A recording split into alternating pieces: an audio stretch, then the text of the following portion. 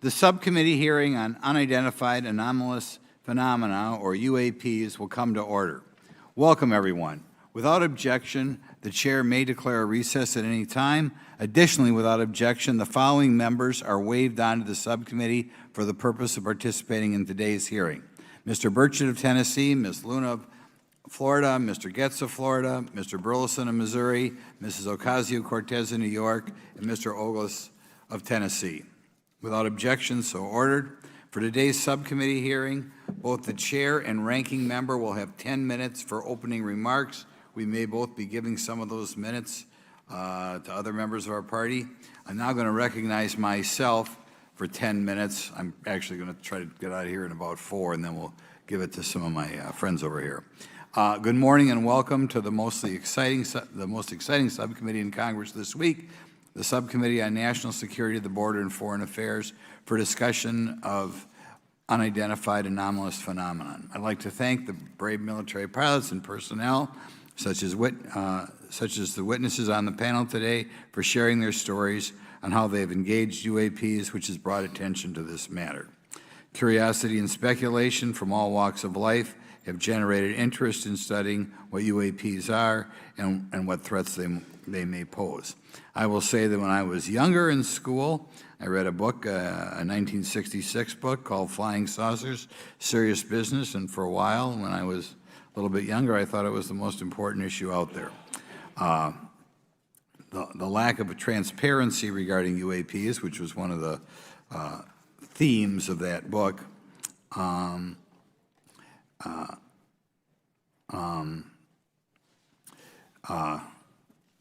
in any event, it's led to interest in studying what UAPs are and what threats they pose. The lack of transparency regarding UAPs has fueled wild speculation and debate for decades, eroding public trust in the very institutions that are meant to serve and protect them, as is evidenced by the large number of people we have here. I also want to point out in 1966, President Gerald Ford claimed to have seen a UFO, and in 1969 in Georgia, Jimmy Carter claimed to have seen a UFO. So this has led Congress to establish entities to examine UAPs. The National Defense Authorization Act of 2022 established the All-Domain Anomaly Resolution Office, or AARO, to conduct or to coordinate efforts across the Department of Defense and other federal agencies to detect, identify, and investigate UAPs.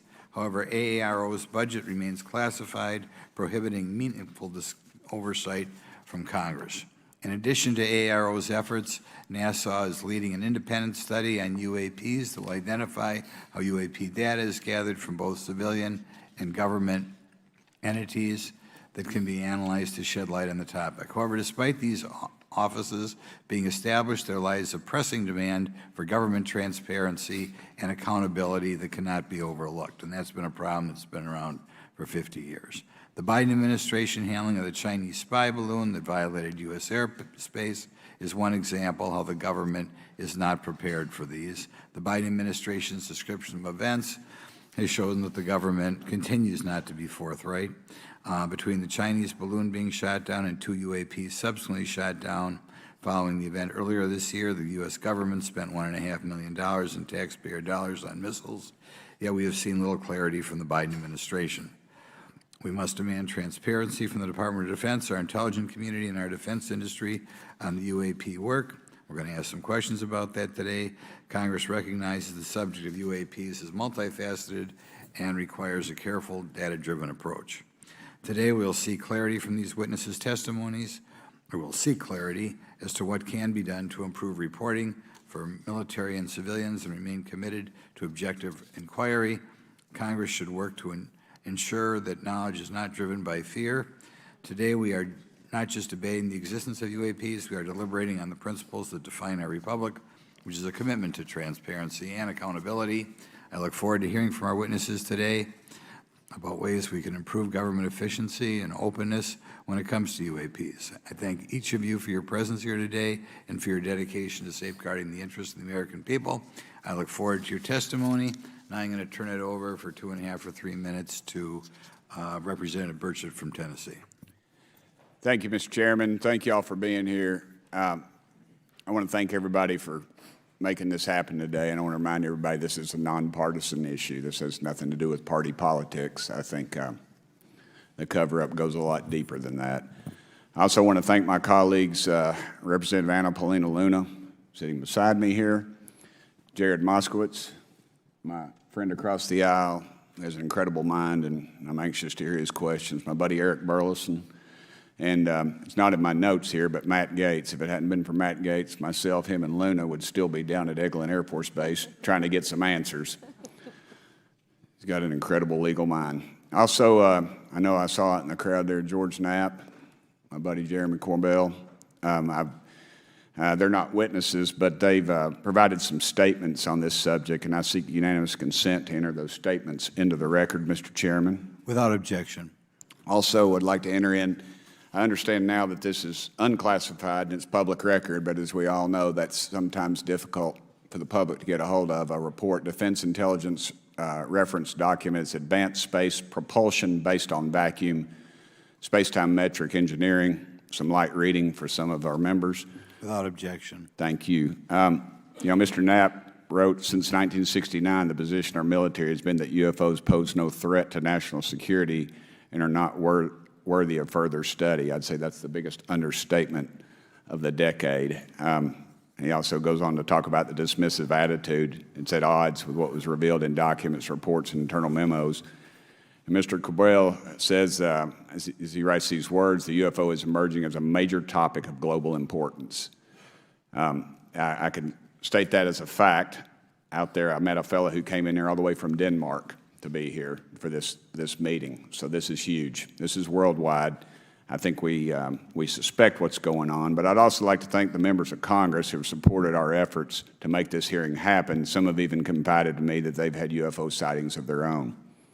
Those members, of course, some of them wish to remain anonymous, and I'll keep it that way. But also, finally, I'd like to thank these three brave witnesses here. They took an oath.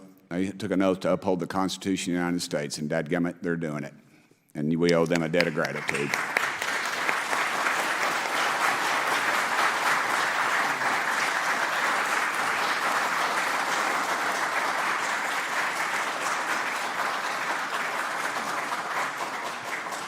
Y'all quit clapping. You're cutting in on my time. Just kidding.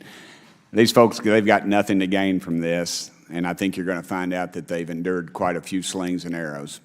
We need to remember them in our prayers and their families. And I'm thankful to them for their honest testimonies. They have done interviews and appeared in documentaries like Accidental Truth to get their stories out there, and now they are all here to testify under oath for Congress. It's been so difficult to get here today. I've said, in the Baptist church, we'd say that the devil's in our way. And the devil has been in our way through this thing. We've run into roadblocks from members, from the intelligence community, the Pentagon. I proposed legislation to go in the FAA reauthorization that just said if an airline pilot has a sighting, that when he makes that report to the FAA, that it would come to Congress. But I was told that the intelligence community did not like that, and the amendment was not even heard in committee. I think it's time for this country to take back our country. We need to tell the folks at the Pentagon they work for us. Dadgummit, we don't work for them. And that's exactly the point. This is an issue of government transparency. We can't trust a government that does not trust its people.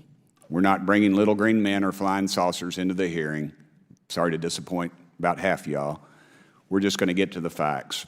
We're going to uncover the cover-up, and I hope this is just the beginning of many more hearings and more people coming forward about this. And I yield back the remainder of my time. I think, is it to Representative Luna, Mr. Chairman, or is that? Yeah, we'll call Ms. Luna for her statement.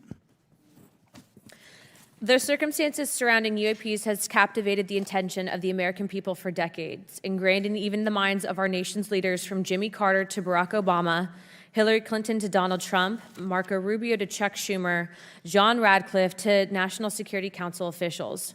Yet from Roswell, New Mexico to the coast of Jacksonville, Florida, the sightings of UAPs have rarely been explained by the people who have firsthand accounts of these situations. This is largely due to the lack of transparency by our own government and the failure of our elected leaders to make good on their promises to release explanations and footage and mountains of overclassified documents that continue to be hidden from the American people. This isn't just how I feel. In fact, the American people largely believe that the government has actively covered up the truth about UAPs. One poll in particular found that 68% of Americans believe that the government is hiding information about UAPs and not being honest about what we know about them. And from my personal experience, I believe the same thing. Another poll found that nearly half Americans believe that the federal government is doing a very bad or somewhat bad job of dealing with reports of UFO sightings. As Representative Burchett just referenced on the FAA bill that just went through, you can tell that that's exactly happening. Considering the thousands of testimonies and videos taken on people's phones and eyewitnesses' accounts made by credible witnesses such as doctors, pilots, scientists, and active duty service members, it is unacceptable to continue to gaslight Americans into thinking that this is not happening or that the potential of intelligent life forms exists other than humans. Even more alarming is the fact that these eyewitnesses are many of times service members and have no assurance that their lives will not be negatively impacted or even harmed by their experiences. In being an active duty service member working on an airfield, I've had conversations with many pilots where they were in fear of coming forward for retribution and or being taken off flight status. How do we know this? Because the government has said nothing to assure us otherwise. They have also did nothing to calm the concerns of over 20% of Americans who have reported to have seen UFOs or UAPs. We are simply told not to question the government and that the government has it under control. Today is the first hearing of its kind where we will attempt to get down to the bottom of what is actually happening with UAPs. But we will hear from people who have had personal sightings rather than Pentagon bureaucrats who have always been sent to stonewall our investigations. Just so that the press knows and the people know, we were even denied access to a classified briefing in a SCIF prior to this hearing due to the amount of hoops that we had to jump through to grant temporary clearance to witness Grush, who has knowledge of classified information. It is time to have an open-minded discussion on this topic, to hear the evidence and understand the magnitude of what this means not just for our nation, but for humanity. Thank you, Chairman. I yield back the rest of my time. Thank you very much, and I'd like to thank you and Mr. Burchett for bringing this topic to my attention. Now we'll recognize National Security Subcommittee Ranking Member Garcia for 10 minutes. Well, thank you, Mr. Chairman, and I want to thank first our witnesses for joining us today. I want to begin by thanking you all for your service to our country and for sharing your voices today and your courage to be here as well. To Mr. Graves, particularly grateful to you to spend some time that we had for you to share with candor some of your experiences, so I appreciate that as well. I do want to thank all the members of our subcommittee today and also those that are here and have waved on for their incredible interest in this issue, particularly to Congressman Burchett. I know that your leadership has brought us to this place today, and I want to thank you for that, as well as everyone else that's been engaged in this work. I also want to thank the oversight staff, who I know has been working very hard to ensure that today's hearing is serious, that it's transparent, and that it also provides appropriate answers, as our oversight body always demands. Now, it's really important that we're here in a bipartisan way to have this conversation, which really, to the heart of it, is about national security and key to the subcommittee's core purpose. This is the subcommittee on national security of the Oversight Committee. Now, our witnesses will testify today that UAPs have posed a serious safety threat, and we must understand this. More broadly, we're dealing with real questions that get to the heart of our faith in government. Faith in our institutions, as we all know, is at an all-time low. Partisanship and alternative facts make it too easy to doubt narrative or our institutions. But this hearing will offer the public unique perspectives, building on years of reporting by both federal agencies and the independent media. Now, some of the earliest reporting on this issue was a groundbreaking 2017 New York Times report, which revealed research, as we know now, on unidentified anomalous phenomena, or as many call UFOs, by the Defense Intelligence Agency. Mr. Graves and Commander Fravor's experiences with UAPs have also been documented by the public, not just by the New York Times, but CNN and many other national news outlets. Now, the Office of the Director of National Intelligence has published public reports documenting UAPs, and on June 9th, 2022, NASA announced that the agency is commissioning a study to, of course, examine unidentified anomalous phenomena. Now, the sheer number of reports, whistleblowers, and stories of unidentified anomalous phenomena should raise real questions and warrant investigation and oversight, and that's why we are here today. Now, pilots have reported encounters for years. Now, because of the stigma around reporting these incidents, we still don't have a complete picture of actually what's going on, particularly as our witnesses will testify on the civilian side, and that is a real problem that we have today in the country. Now, it's very important that we show that Democrats and Republicans in Congress can come together in a bipartisan way to cut through misinformation and to look at the facts in a serious and thoughtful manner. If we are to advance oversight and public disclosure, we must also gain the broad support of the public. We will succeed getting facts out to the public faster if there is a broad public support as part of the process.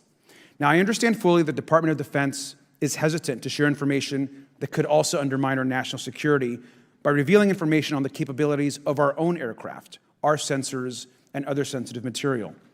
At the same time, many people believe that we're withholding information from them, and that is dangerous also. I believe in openness and transparency. That is also the role of Congress, and I want to trust that the American people will be able to weigh the evidence and make up their own minds. Now, we have incidents where sensors, sometimes even multiple types of sensors, detect things that we cannot explain. UAPs, whatever they may be, may pose a serious threat to our military or civilian aircraft, and that must be understood. Now, my career and training as a longtime and career educator and teacher and researcher tell me that we should never rule anything out. We know that our space, of course, is vast and undiscovered. I also want to note that Mr. Sean Kirkpatrick, director of the All-Domain Anomaly Resolution Office, the component of the DoD office that investigates UAP data, has testified before the Senate this year that his unit has found no evidence of extraterrestrial activity. NASA has also stated that they don't have evidence of extraterrestrial life either, and we've heard this, of course, from some of our government agencies. And we should remind viewers and witnesses, which I think is really important, that we also cannot share classified information in public settings. But questions, of course, remain that people want to see data and information for themselves. The enormous interest in the hearing today underscores the importance of a fair and open look at the evidence from witnesses who can share their unique perspectives. Now, I know I certainly have a lot of questions, and I know that all the members of our committee do as well.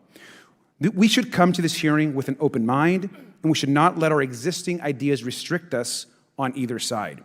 I hear over and over from many agencies the stigma around reporting and investigating UAPs prevents us from getting real answers.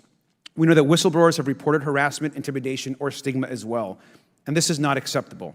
If people can't report incidents which would have national security or safety implications, then that also has serious consequences for us.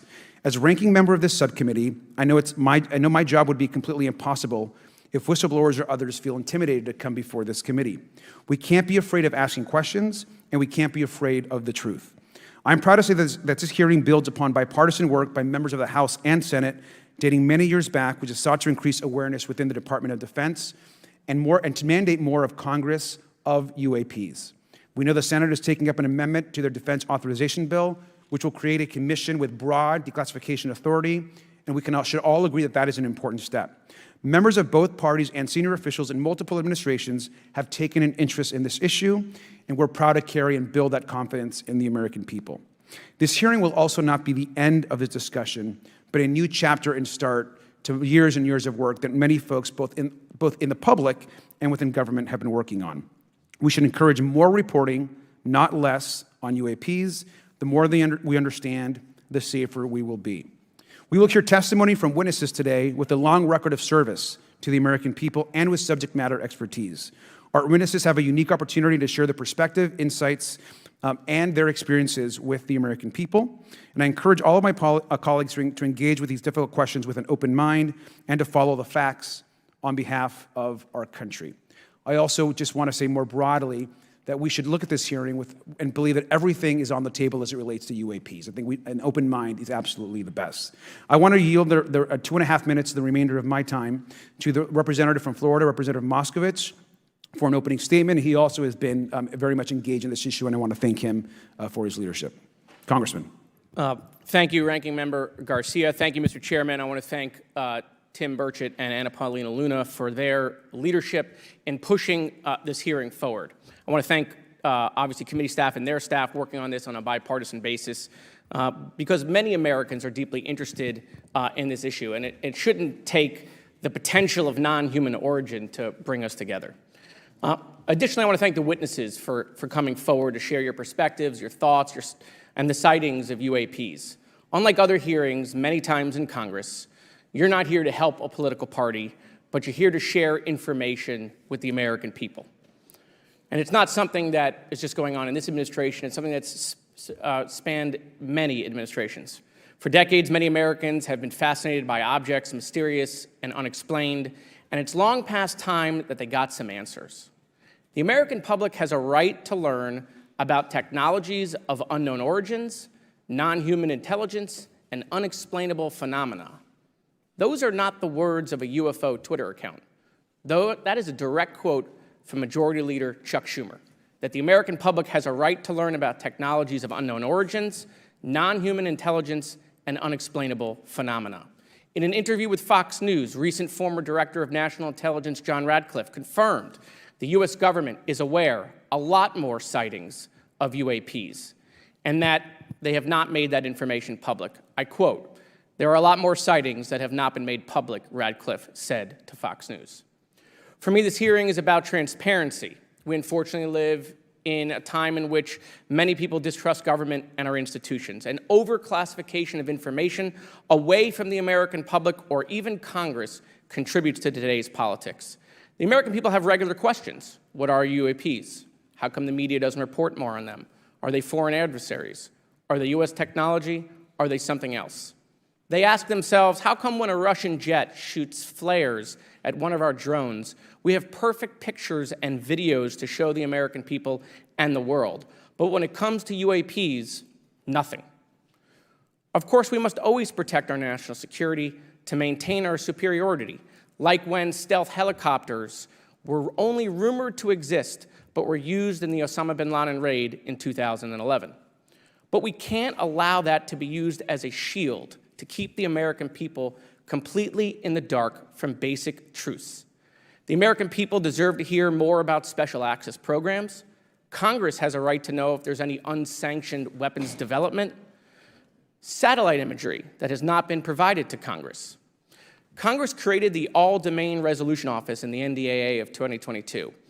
In its initial analysis, there are 171 uncharacterized UAP reports, and this is the words from the report, that appear to have demonstrated unusual flight characteristics or performance capabilities. I believe more information is known about the 171 instances. It's time for Congress to reinsert ourselves. I call on our military leaders and intelligence officials to release more information to the American people about UAPs. And to our military leaders, if there's nothing to conceal, let Congress go to Wright-Patterson Air Force Base, the Dugway Proving Ground, or even Groom Lake in Nevada. We should have disclosure today. We should have disclosure tomorrow. The time has come. Thank you, Ranking Member. Thank you, Mr. Moskowitz, and I would yield back now to our chairman. Thank you. Right, now I'd like to introduce our witnesses. Our first witness is Lieutenant Ryan Graves. He's the Executive Director of Americans for Safe Aerospace. Lieutenant Graves is also a former U.S. Navy F-18 pilot with his own UAP experience. The next witness, David Grush, is a former senior intelligence officer with the National Geospatial Intelligence Agency and was a senior technical advisor for UAP issues. And finally, retired Navy Commander David Fravor, squadron leader who worked as a naval aviator for 18 years. Mr. Fravor has his own UAP experience, known as the TikTok event. I look forward to hearing from all three of you today. Pursuant to Committee Rule 9G, the witnesses will please stand and raise their right hands. Do you solemnly swear or affirm that the testimony you are about to give is the truth, the whole truth, and nothing but the truth, so help you God? Let the record show that all the witnesses answered in the affirmative. You may be seated. We appreciate you all being here today and look forward to your testimony. I'll remind the witnesses that we have read your written statements and they will appear in full in the hearing record. Please try to limit your oral statements to 5 minutes. As a reminder, please press the button on the microphone in front of you so that it's on and the members can hear you. When you begin to speak, the light in front of you will turn green. After 4 minutes, it'll turn yellow, and the red light, when that comes on, it tells you your 5 minutes have expired. I'll now recognize Mr. Graves for 5 minutes for your opening statement. Thank you. Chairman Grothman, Ranking Member Garcia, distinguished members of the House Oversight Subcommittee on National Security, Representatives Burchett and Luna. My name is Ryan Fobbs Graves, and I'm a former F-18 pilot with a decade of service in the U.S. Navy, including 2 deployments in Operation Enduring Freedom and Operation Inherent Resolve. I have experienced advanced UAP firsthand, and I'm here to voice the concerns of more than 30 commercial aircrew and military veterans who have confided their similar encounters with me. Today, I would like to highlight 3 critical issues that demand our action. As we convene here, UAP are in our airspace, but they are grossly underreported. These sightings are not rare or isolated, they are routine. Military aircrew and commercial pilots, trained observers whose lives depend on accurate identification, are frequently witnessing these phenomena. The stigma attached to UAP is real and powerful and challenges national security. It silences commercial pilots who fear professional repercussions, discourages witnesses, and is only compounded by recent government claims questioning the credibility of eyewitness testimony. Parts of our government are aware of more about UAP than they let on, but excessive classification practices keep crucial information hidden. Since 2021, all UAP videos are classified as secret or above. This level of secrecy not only impedes our understanding, but fuels speculation and mistrust. In 2014, I was an F-18 Foxtrot pilot in the Navy Fighter Attack Squadron 11, the Red Rippers, and I was stationed at NAS Oceana in Virginia Beach. After upgrades were made to our jet's radar systems, we began detecting unknown objects operating in our airspace. At first, we assumed they were radar errors, but soon we began to correlate the radar tracks with multiple onboard sensors, including infrared systems, eventually through visual ID. During a training mission in Warning Area Whiskey 72, 10 miles off the coast of Virginia Beach, 2 F-18 Super Hornets were split by a UAP. The object, described as a dark gray or a black cube inside of a clear sphere, came within 50 feet of the lead aircraft and was estimated to be 5 to 15 feet in diameter. The mission commander terminated the flight immediately and returned to base. Our squadron submitted a safety report, but there was no official acknowledgement of the incident and no further mechanism to report the sightings. Soon, these encounters became so frequent that aircrew would discuss the risk of UAP as part of their regular pre-flight briefs. Recognizing the need for action and answers, I founded Americans for Safe Aerospace. The organization has since become a haven for UAP witnesses who were previously unspoken due to the absence of a safe intake process. More than 30 witnesses have come forward, and almost 5,000 Americans have joined us in the fight for transparency at safeaerospace.org. The majority of witnesses are commercial pilots at major airlines. Often, they are veterans with decades of flying experience. Pilots are reporting UAP at altitudes that appear above them at 40,000 feet, potentially in low Earth orbit or in the gray zone below the Kármán line, making inexplainable maneuvers like right-hand turns and retrograde orbits or J-hooks. Sometimes these reports are reoccurring, with numerous recent sightings north of Hawaii and in the North Atlantic.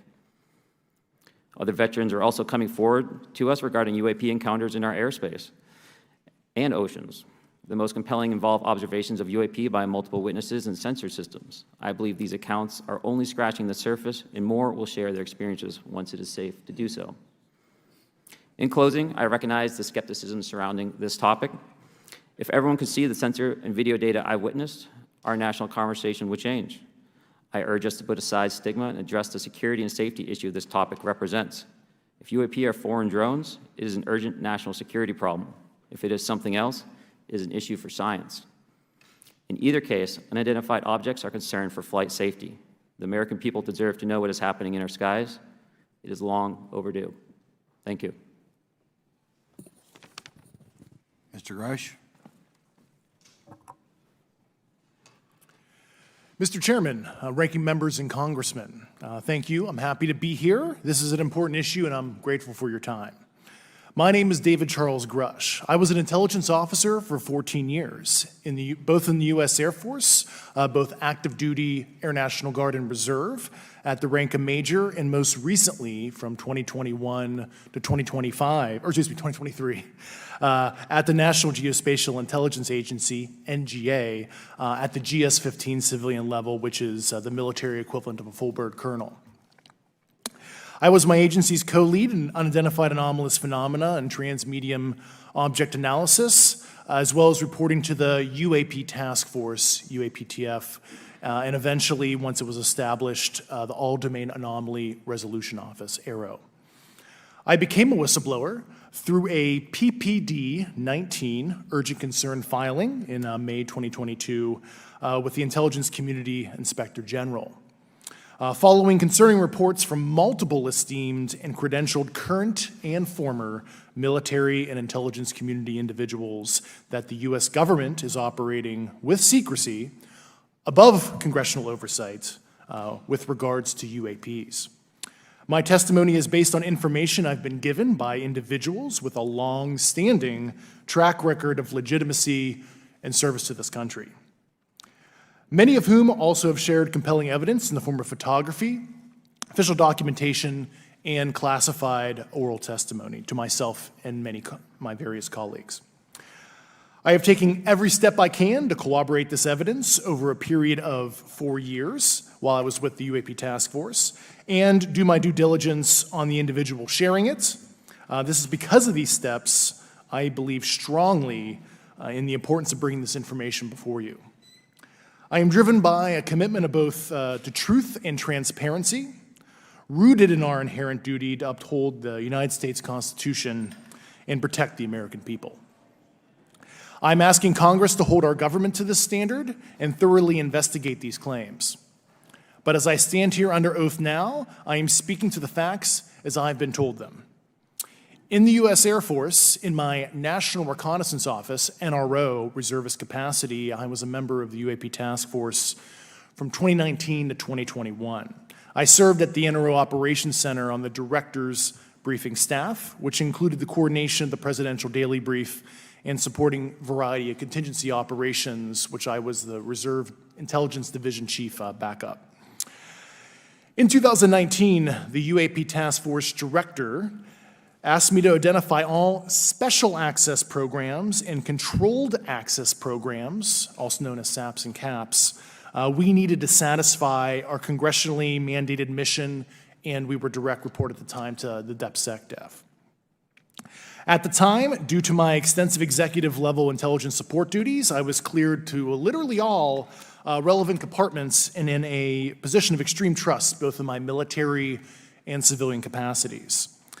I was informed in the course of my official duties of a multi-decade UAP crash retrieval and reverse engineering program, to which I was denied access to those additional read-ons when I requested it. I made the decision, based on the data I collected, to report this information to my superiors and multiple inspectors general, and in effect becoming a whistleblower. As you know, I've suffered retaliation for my decision, but I am hopeful that my actions will ultimately lead to a positive outcome of increased transparency. Thank you, and I'm happy to answer your questions. Thank you. Commander Fravor? Thank you. Thank you, Mr. Chairman, Congressmen, Congresswomen. I want to first thank you for the invitation to speak to the committee on the UAP topic that has been in the news for the past 6 years and seems to be continuing to gain momentum. As you know, my name is David Fravor. I'm a retired commander in the United States Navy. In 2004, I was a commanding officer of Strike Fighter Squadron 41, the world-famous Black Aces. We were attached to Carrier Wing 11, stationed on board the USS Nimitz, and had begun a 2-month workup cycle off the coast of California. On this day, we were scheduled for a 2v2 air-to-air training with the USS Princeton as our control. When we launched off Nimitz, my wingman was joining up. We were told that the training was going to be suspended and we were going to proceed with real-world tasking. As we proceeded to the west, the air controller was counting down the range to an object that we were going to, and we were unaware of what we were going to see when we arrived. The controller had told us that these objects had been observed for over 2 weeks, coming down from over 80,000 feet, rapidly descending to 20,000 feet, hanging out for hours, and then going straight back up. For those who don't realize, above 80,000 feet is space. We arrived at the location at approximately 20,000 feet, and the controller called merge plot, which means that our radar blip was now in the same resolution cell as the contact. As we looked around, we noticed that we saw some whitewater off our right side. It's important to note that the weather on this day was as close to perfect as you could ask for off the coast of San Diego. Clear skies, light winds, calm seas, no whitecaps from waves. So the whitewater stood out in a large blue ocean. All 4 of us, because we were in F-18Fs, so we had pilots and Wizzo in the back seat, Looked down a small, saw a white tic-tac object with a longitudinal axis pointing north-south and moving very abruptly over the water like a ping pong ball. There were no rotors, no rotor wash, or any sign of visible control surfaces like wings. As we started clockwise towards the object, my wizzo and I decided to go down and take a closer look with the other aircraft staying in high cover to observe both us and the tic-tac. We proceeded around the circle about 90 degrees from the start of our descent, and the object suddenly shifted its longitudinal axis, aligned it with my aircraft, and began to climb. We continued down another 270 degrees, nose low, where the tic-tac, or we considered 270 degrees to where, and we went nose low to where the tic-tac would have been. Our altitude at this point was about 15,000 feet, and the tic-tac was about 12,000. As we pulled nose onto the object, within about a half mile of it, it rapidly accelerated in front of us and disappeared. Our wingmen, roughly 8,000 feet above us, lost contact also. We immediately turned back to see where the white water was at, and it was gone also. So as we started to turn back towards the east, the controller came up and said, "Sir, you're not going to believe this, but that thing is at your cap point roughly 60 miles away in less than a minute." You can calculate the speed. We returned to Nimitz. We were taking off our gear. We were talking to one of my crews that was getting ready to launch. We mentioned it to them, and they went out and luckily got the video that you see, that 90-second video. What you don't see is the radar tape that was never released, and we don't know where it's at, of the active jamming that the object put on an APG-73 radar, and I can get into modes later if you're interested. What is shocking to us is that the incident was never investigated. None of my crew were ever questioned. Tapes were never taken, and after a couple days, it turned into a great story with friends. It wasn't until 2009 until Jay Stratton had contacted me to investigate. Unbeknownst to all, he was part of the ATIP program in the Pentagon led by Lou Elizondo. There was an unofficial official report that came out that's now on the internet. Years later, I was contacted by the other pilot, Alex Dietrich, and asked if I'd been contacted, and I said no, but I'm willing to talk. I was contacted by Mr. Elizondo, and we talked for a short period of time, and he said we'd be in contact. A few weeks after that, I was made aware that Lou had left the Pentagon in protest and joined forces with Tom DeLonge, Chris Mellon, Steve Justice, and others to form Two Stars Academy, an organization that pressed the issue with leading industry experts and U.S. government officials. They worked with Leslie Keene, who is present today, Ralph Blumenthal, and Helene Cooper to publish the articles in the New York Times 2017 New York Times, and it removed the stigma on the topic of UFOs, which is why we're here today. Those articles open the door for the government and public that cannot be closed. It has led to an interest from our elected officials who are not focused on little green men, but figuring out where these craft are, where they're from, the technology they possess, how do they operate. It also led to the Whistleblower Protection Act and the NDAA. There are multiple witnesses coming forward to say that have firsthand knowledge, and Mr. Grush just covered that. What concerns me is that there's no oversight from our elected officials on anything associated with our government processing or working on craft. Believe it not from this world. This issue is not a full public disclosure that could undermine national security, but it is about ensuring that our system of checks and balances works across all work done in the government using taxpayer funds. Relative to government programs, even unacknowledged WAVE programs have some level of oversight by the appropriate committee members in the House and Senate, and this work that is said to be occurring from whistleblower testimonies should not be exempt. In closing, I would like to say that the tic-tac object we engaged in 2004 was far superior to anything that we had on time, have today, or are looking to develop in the next 10 years. If we in fact have programs that possess this technology, it needs to have oversight from those people that the citizens of this great country elected in office to represent what is best for the United States and best for the citizens. I thank you for your time. Thank you very much. Thank you very much. I know it's very difficult for all of you, all you've done in the past to try to illuminate this issue. Call on myself first for some questions.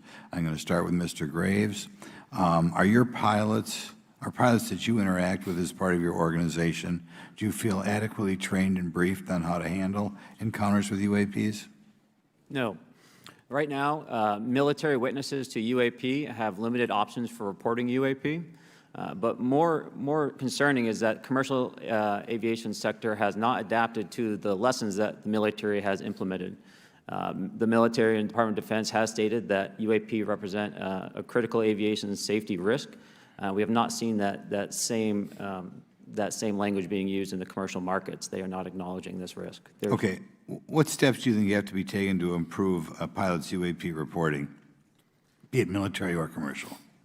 Right now, we need a system where pilots can report without fear of losing their jobs. There is a fear that the stigma associated with this topic is going to lead to professional repercussions, either through management or perhaps through their yearly physical check. So having a secure system, reducing the stigma, and making this information available through the public is going to reduce the concerns that aircrew have.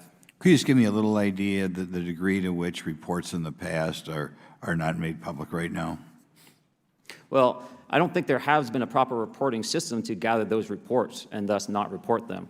So to answer your question, I think there is a dearth of data due to the fact that the reporting has been limited up to this time. Could you tell me why you believe it's, kind of to play the devil's advocate, a reason why some of this stuff should not be available to the public? There's certainly some national security concerns when we use our advanced sensors in our tactical jets to be able to identify these objects. However, there's no reason that the objects themselves would be classified. I would be curious to see how the security classification guideline actually spells out the different nuances of how this topic is classified from the perspective of UAP, not national security. I'll give you a follow-up on that. Assuming that there are reasons why not all this should be made public, this has been around for a long period of time. Can any of the three of you think of any reason why anything related to UAPs, say 15 years and back, should not be immediately made public? I think one of it is acknowledging a vulnerability, both from a collection and I'll just say a countermeasure perspective. So it's that we haven't cracked for many years. Yeah. Even say 20 years back. Is there any reason why, when you go back that far, things shouldn't be made public? Unless it shows a specific national security vulnerability as it relates to a weakness in a particular defense system. Okay, Mr. Fravor, the TikTok incident that you were engaged occurred in 2004. What kind of reporting took place after that incident? None. We had a standard debrief where the backseaters went down to our carrier intel center and briefed what had happened, and that was it. No one else talked to us, and I was in the top 20 in the battle group. No one came. The captain was aware, the admiral was aware, nothing was done. Did your commanding officers provide any sort of justification? No, because I was the commanding officer of the squadron, so no. Was this incident the only UAP event that you encountered while you were a pilot? Yes, it was. Okay. This is for any one of you. Based off of each of your experiences and observations, do you believe UAPs pose a potential threat to our national security? Yes, and here's why. The technology that we faced was far superior than anything that we had, and you could put that anywhere. If you had one, you captured one, you reverse engineered it, you got it to work, you're talking something that can go into space, go someplace, drop down in a matter of seconds, do whatever it wants, and leave, and there's nothing we can do about it.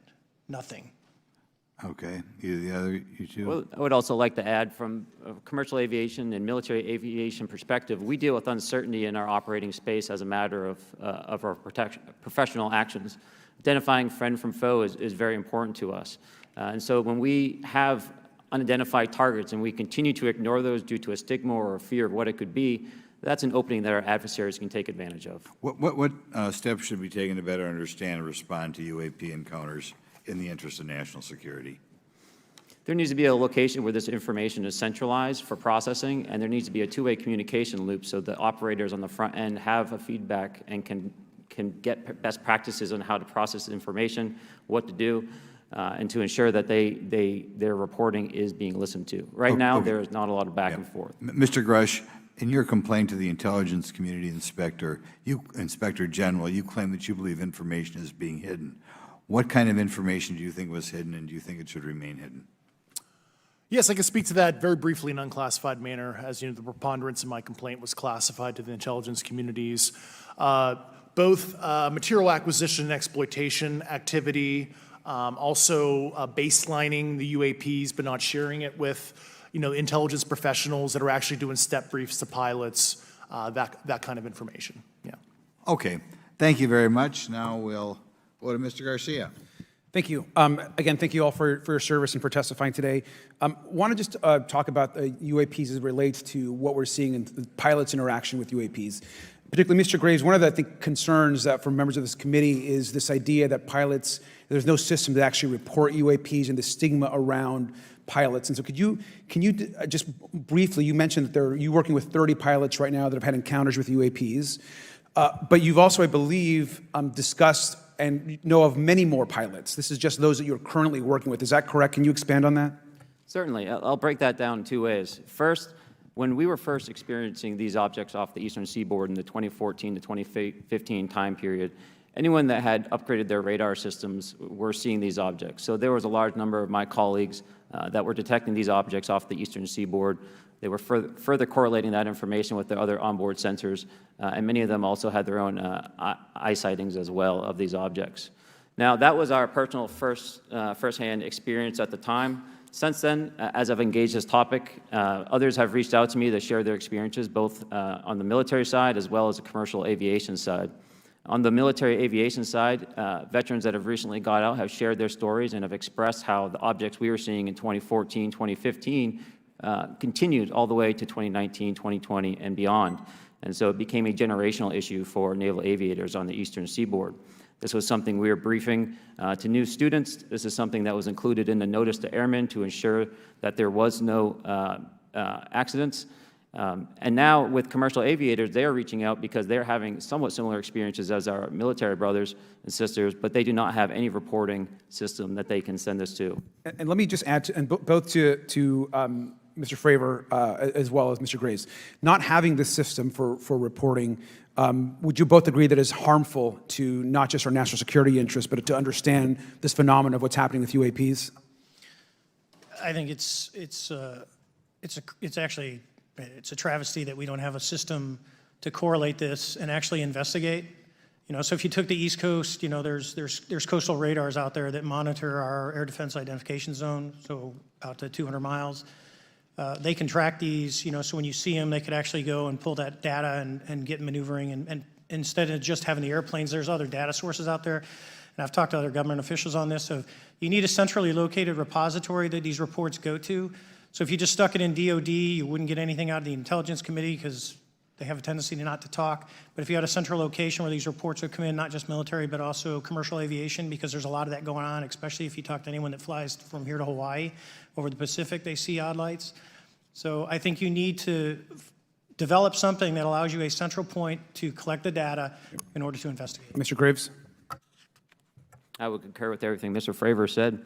I'll continue to say that the commercial pilots that have reached out to me through Americans for Safe Aerospace are doing so because they don't feel there's another way for them to report this safety issue. And I think one of the clear outcomes of this hearing already is that there has to be a safe and transparent reporting process for pilots, both on the commercial side and the military side, to be able to report UAPs in a way that's also transparent, but also understands the scope of our national security interests and what may be classified or not. But I think there has to be some sort of system. And so that's something that I hope can be an outcome that this committee can work on. Is there anything else for the two of you briefly beyond this reporting system that you think that we can do as a government to encourage and facilitate more civilian reporting? I think we're doing it right now. Okay, great. I think this hearing is going to show the American people that their government takes this topic seriously. And how about civilians that may not be pilots? What kind of process could be in place for civilians who are not pilots, who may have UAP encounters? Do either of you have any suggestions that could facilitate that? My recommendations would be to make that a sensor-centric operation in order to make it as objective as possible. Okay. Sir, Mr. Fravor? No, I agree with Mr. Graves on that. Okay.